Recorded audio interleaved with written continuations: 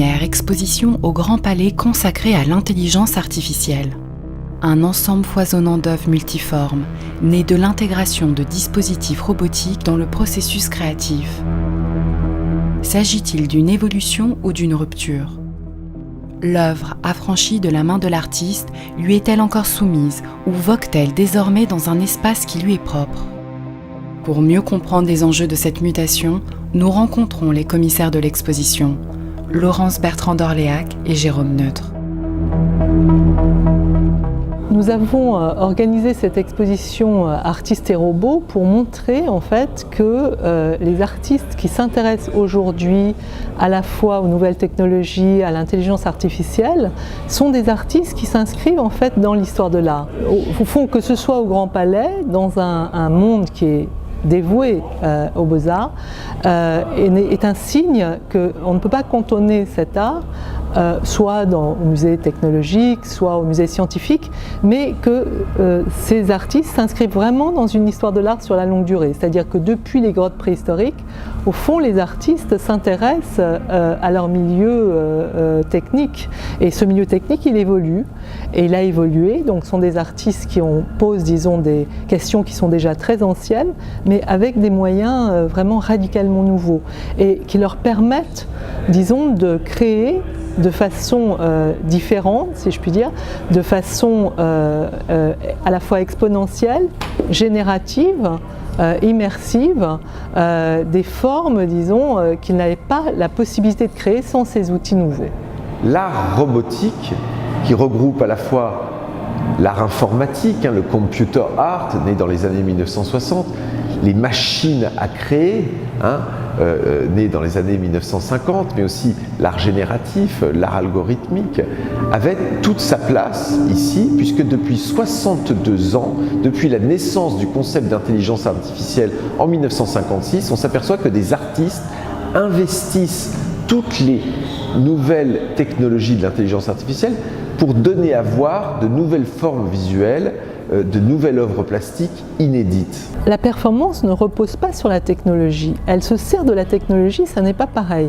C'est-à-dire que ce sont des artistes à part entière, qui généralement d'ailleurs ont des formations tout à fait classiques, qui ont fait les beaux-arts, les arts déco, qui savent dessiner, mais à un moment donné, ils décident, disons, de prolonger leur œuvre et de la rendre, disons, différente par ces nouvelles technologies. Mais encore une fois, ces nouvelles technologies, ça n'est qu'un outil, si vous voulez. C'est-à-dire qu'on peut dire les choses comme ça, un artiste délègue une partie de ses pouvoirs à son robot, mais une seule partie, je dirais, de son pouvoir, pas tous ses pouvoirs. Ce qui est intéressant dans cet art, disons, robotique, c'est qu'il achève ou parachève de libérer l'œuvre d'art de la main de l'artiste. Vous savez, il y a ce cliché qu'une œuvre d'art serait vraiment une œuvre d'art que si elle sortait des mains de l'artiste. Or, il y a un an, jour pour jour, dans ces mêmes salles, se tenait l'exposition centenaire Rodin.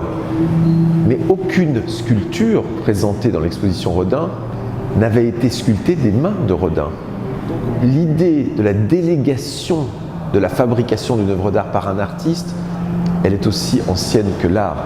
Non, ce qui est intéressant, c'est plutôt ce que donnent à voir ces œuvres et en quoi ce sont des œuvres d'art.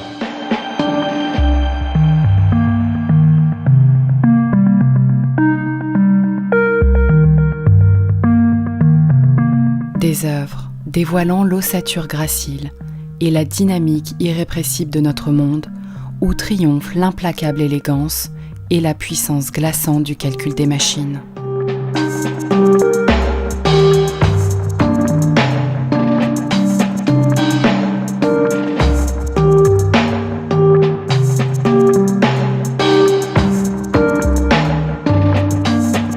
À chaque période, il y a 4 générations d'artistes dans cette exposition. Certains étaient nés en 1915, d'autres sont nés dans les années 1980.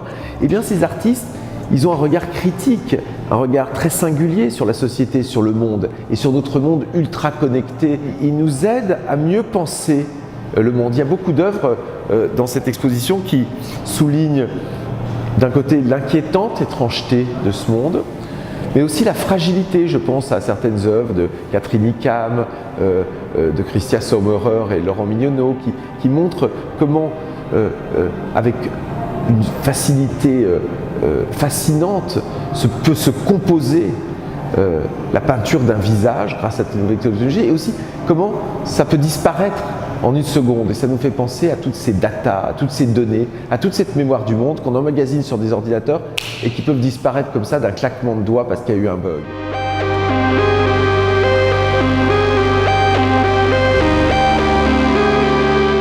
D'une certaine manière, ces œuvres sont aussi durables, sinon plus qu'un chef-d'œuvre à qui peut arriver beaucoup d'avanies. J'imagine que vous pensez aux différents régimes informatiques qui ont tendance à évoluer.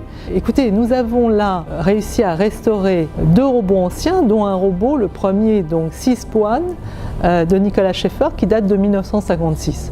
En ce moment, évidemment, l'inquiétude augmente parce qu'il y a tout un discours qui me semble performatif de ce qu'on appelle les transhumanistes, qui nous préviennent à la fois du grand remplacement par les robots, de la vie éternelle pour nous.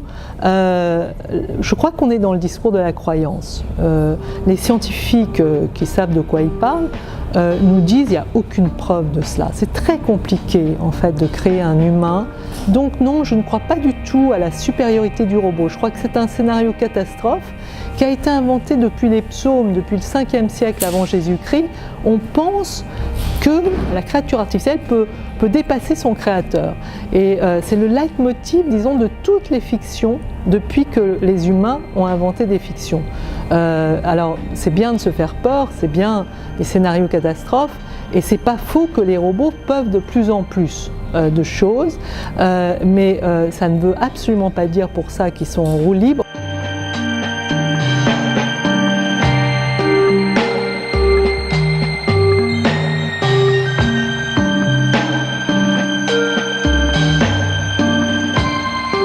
Cette exposition raconte une histoire dans l'histoire de l'art. C'est vraiment une page de l'histoire de l'art, de cet art robotique et de ces différentes écoles, de ces différents mouvements. Elle concerne tout un chacun qui se pose des questions sur l'intelligence artificielle, sur l'avenir d'une société de plus en plus robotisée, où la machine prend une place de plus en plus prégnante.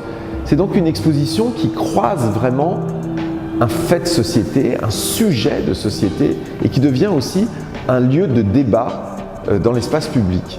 Je crois qu'il existe déjà des collectionneurs de cet art, disons, qui est fait à l'aide de robots, et je pense qu'il en existera de plus en plus, comme il existe des collectionneurs de photographie, alors qu'au XIXe siècle, personne n'aurait imaginé qu'un jour la photographie aurait même eu un accès au marché de l'art, par exemple. Quand on voit à quel point les technologies évoluent d'année en année dans le domaine robotique, il y a fort à parier qu'il y a encore 1000 nouvelles propositions artistiques à venir, et qu'après Artistes et Robots, dans quelques années, on aura peut-être Artistes et Robots chapitre 2, Artistes et Robots chapitre 3.